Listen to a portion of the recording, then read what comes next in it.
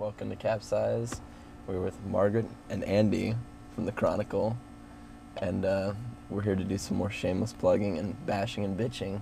So let's have at it. It's not really advertising, though. That's right. We're not going to advertise. No advertising. We promise. Anyway, go ahead with your... Just shameless plugging. Well, first of all, where do we start plugging?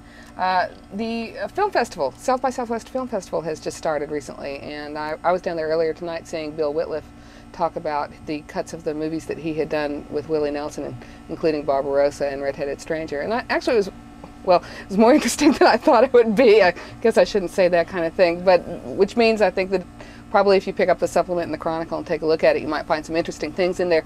They're also doing some special screenings, like the movie that was filmed that Tara Venerusso did, Janis Joplin Slept Here, which is sort of a history of Austin music. Yeah. And it's actually fairly complete. I mean, it goes from the...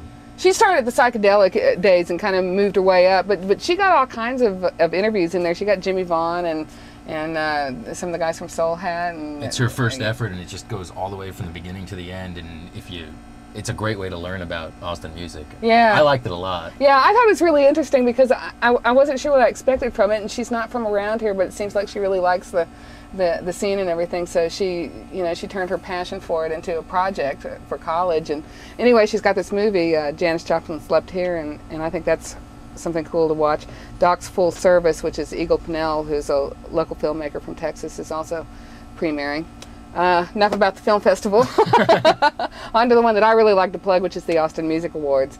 And this is our 12th annual show for our 13th poll, and it comes up this Wednesday night. And as always, we have an evening full of music. We've got Don Walser, Los Pinkies, Jimmy LaFave, The True Believers, Angela Straley, and she's going to have Rocky Erickson and Luann Barton doing Starry Eyes in the set. Which leads into my favorite part of the bill, which is Little Sister and then Pariah. Right, and Doug Som's going to do... Doug Som's going to be with Pariah, and the Ugly Americans are going to be jamming with Little Sister. Yeah, that's right. So that'll all segue straight down and the night. Yeah, and we always get special guests who walk in. I've got special guest presenters like Kathy Valentine, and Mr. Biscuit from the Big Boys is going to be there. Rick Linklater from Dazed and Confused, and Wiley Wiggins, one of the stars of the movie, is going to be there. So it's always kind of fun. It's just kind of a big schmooze fest. And I'll tell you what, people are always trying to get backstage and everything, but you know, about half of it goes on out front, right there in front of the men's room, because there's that area right there where it's close to backstage, close to the men's room, and close to the entrance to the hall. And boy, you just hang around right there if you want to get in the action. With everyone in town, South by Southwest is one big backstage. Yeah, it really is. They do that golf tournament during the day now, which is a charity function, and I think that's real cool. Should we tell the Jenny Garth thing? Jenny Garth was invited. We don't know if she's going to be there. Yeah, but we're big 90210 fans. So Jenny, if you're watching this, if you have any fans or family out there, can we say, it's not about prices, so we can say that, right? Jenny, please come. We would like to have you here. And then the next day, Johnny Cash is the keynote speaker, and it kicks off South by Southwest, and that's when all the music and the panels and stuff start. And I'm doing a panel this year. I'm not doing groupies this year. I'm not talking about my past. I'm talking about how to avoid bad press. How do you? That's a good question. Well, how much money you have? Yeah, well, yeah, that's well, I guess, I mean, one of the things that they always used to say was, well, Andy Warhol always says there's no such thing as bad press, well. Let's ask Gibby. Yeah. He was out of it. No, but I legitimately believe that there's no such thing as bad press. I don't care if it's a 1-star review or a 4-star review. If you got your name out there, then you're one step better than the guy who doesn't have their name out there. True. Think so? Hopefully, because the Chronicle keeps giving us 1 star. Just kidding. Okay, we'll make a note of that for Rob out there.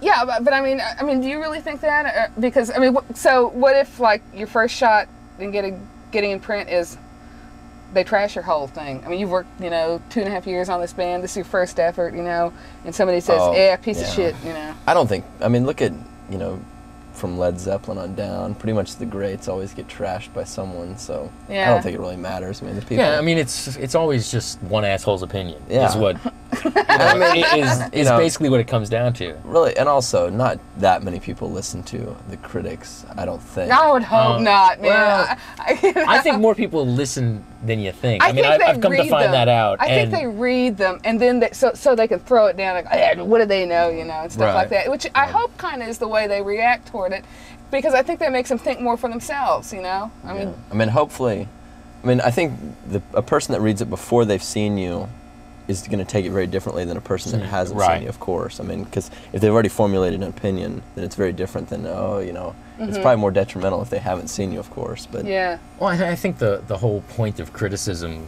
in it, whether it's good or bad, is just sort of to weed out, because there's so much stuff. There's so many records, and there's so many live bands to go see, especially in a town like Austin, that if you know that you like what Margaret writes, for instance, if you know that your tastes are similar to Margaret's, then you're more she weeds that stuff out for you, and you know where to start in your pursuit of finding music you're going to like. Yeah. And see, I think that's more or less where the real strength of any kind of criticism is. I don't know. I mean, like you said, any write-up is a sort of advertisement, even if it's a bad write-up, probably. Yeah. At least. But we've been having, Andy and I and Raul Hernandez, we've been having this kind of ongoing discussion for a long time about like criticism and stuff like that, because I've been around for a long time in Austin. I've lived in Austin almost 20 years, hanging out in the clubs and going to see the bands and stuff like that. And when I started writing out, rock criticism, it was hardly even a phrase or anything. It was just, maybe you could write for Rolling Stone, or maybe you could start your own paper, but now rock criticism seems to be something like you go to school for, to get educated for, you aspire to be on MTV or something, and that, to me, I guess it kind of takes away from the fun of it a little bit. But, when you were saying earlier, you mentioned something about even the greats take it, like Led Zeppelin and stuff like that. There seem to be like these sort of three levels in it. If you're truly unknown, you don't have much chance of getting press at all. If you're somewhere in that indie, regional, up-and-coming area, you're likely to get a lot of good press. Once you reach the top, you're likely to get slammed from everywhere because you're sold out, you're successful, you've sold 1 million records and that kind of stuff. So I should be a rock critic. Make me one. Hey, I'll give you Rob Patterson's number. You call him on Monday. I've actually met with Rob. Have you really? Yeah, I met with him. We had a good talk one night. I think he was surprised because of... There we go!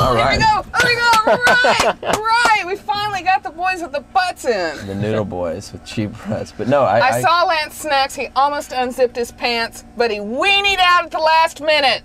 But yeah, I did meet with Rob, though. Yeah? It was good. We talked about music that was made before I was born. I trust you didn't talk about his colon. Oh, maybe I shouldn't talk about that. Does he have a spastic colon? Ask Craig Kuhn. He's the one who needs to keep on top of that sort of thing, or maybe not literally, but I'm staying out of all this. Well, but back to the whole thing. I like this little paper apathy trend that I picked up at Soundware, Sound Exchange, and they really trashed all of us. What they did is they reviewed us. Did you see it? No. There's this thing, Apathy Trend. It's a fanzine. It's photocopied. They don't even use their real names, which I think is the most spineless part of the whole thing. I'm really amused by the whole concept, but to not use their own names when we put our own names on our shit, everyone says Andy Langer, everyone says Margaret Moser, and I'm out there and I have to either defend or, Except when I used to write for little fanzines like that, though, I had, my friends had names like Debbie Groupie and Nick Modern and Johnny 1980, and those are all real names from Sluggo magazine. And they all work for the Chronicle now. But anyway, they reviewed us like we were records, and it says, Andy Langer, almost not totally lame, and then it goes on to say that proud of that. Yeah, almost not totally lame is going to go on my business cards, and it basically just says that I review too much promo stuff, and that even when I do like bands, it's shitty bands like Little Sister and blah blah, and but it was interesting that somebody was reading and then had studied us enough to review us like a record, and I think it's a cool thing. Yeah. I also think those are really legitimate avenues, though. That's the kind of stuff that I really like to read. I love a rebel cause, And I don't care that they went after me or my friends or my livelihood or anything like that. I also noticed that they didn't go after the statesmen and stuff, which means that, well, I don't know what that means. I shouldn't go off on that. Well, in the end, it's just one asshole's opinion, right? Except that I love that, because when I see something like Apathy Trend happening out there, it means that there is real life out there in the scene. It means they really think, feel, and love what they do, and they want somebody to know about it, because we're not doing good enough a job, so, and sometimes we don't, we're guilty of that. We plead Ouch. Sorry. Can't cover it all. But Andy can, because... All right, everybody, we're here live at Liberty Lunch, and you just saw the Wannabes. What an awesome show. I'm Jen Garrison, and with me now, Margaret's here. Yes, thank you very much. Check this out. A little early tonight. It's Austin Music Network birthday bash or bus, and the cool thing, you hear some music going on in the background. The next band on the way is on there. I think Margaret's going to finally be able to salsa a little bit. Yes, and I'm waiting for shoulders, too. That's really good. They're still coming up. Now, don't go anywhere. I've got to thank some sponsors that have been helping us out here. Shaggy's Stray Guild World Headquarters have been helping out with food. Waterloo Ice House, El Mercado Stubbs, Arts Rib House, also Shady Grove Fado, and Waterloo Brewing Company. They're all giving some food to some of the musicians, some of the staff here. We really, really appreciate all the crew down here. And this has been awesome. Margaret just showed up a little while ago. You got to see the Wannabe set. I sure did, and I tuned in a little earlier, too. It was really fun seeing it coming out live. I'm not used to live television, you know, from the live music capital of the world, you know, and being on Check This Action, because usually we stand in the studio and do this kind of thing. I'm a little nervous tonight. Oh, you're going to be fine. We're going to see some people coming up real soon. While Tom Mayer is setting up, we want to bring over Mark and Jeanette. Come on over here. Come on over. Get them with us. Mark and Jeanette been doing Liberty Lunch here for years now. I really want to say thank you so much for doing this for us. Well, you're welcome. We were very proud and honored to be able to do this and host this wonderful show for a good benefit, a good cause. So if you haven't come down today to give your money, get in the car, get your ass down here. Whoa, okay, harsh words there from Jeanette. She said a potty word. No, it is live TV. Come on down, Liberty Lunch. Like I said, Tom Mayer is coming up, and also the Shoulders. Now, these are bands, all these bands that have been playing today, bands like the Recliners, Two Hoots and a Haw, these are bands that you guys would have play here anyway, because y'all are very eclectic. Yes, we are. We're very eclectic. I'm glad you brought that up, Jen. We would let those bands play here anytime they wanted to, and fortunately they do anytime they want to. They looked wonderful on TV today, too. I have to say, the shoot has been gorgeous. If you've been watching at home and not coming down, shame on you, but it has looked fantastic. And this is the kind of programming that we're going to be missing if you don't come out and support the Austin Music Network, more live music. So let's get going, folks. Come on. Big round of applause to these two folks. Really excited. Thank you very much, Jeanette and Mark. Good job. This is kind of a little early for Check This Action. Special live broadcast right here from Liberty Lunch. Now, Margaret, you cover TV around town. Okay, you know. Let's say that I channel surf a lot. She covers everything now. You know all about TV and what it really means and the impact of the visual image, and you get a lot of response from being here on the Austin Music Network. You still make her gracious once a month appearance, and I'm so excited when you show up on the show. Now, what kind of feedback do you get from the community when you do Check This Action? Mostly people saying thank you very much for playing the bands. I mean, sometimes they say, you know, I read about a band and I read about what they sound like, but you never really know until you see or hear a band, and that's one of the things that they say Check This Action does, and also what the Austin Music Network does. One of the things that I really like most about the network itself is when I'm doing my channel surfing and stuff, is the clip shows that we have.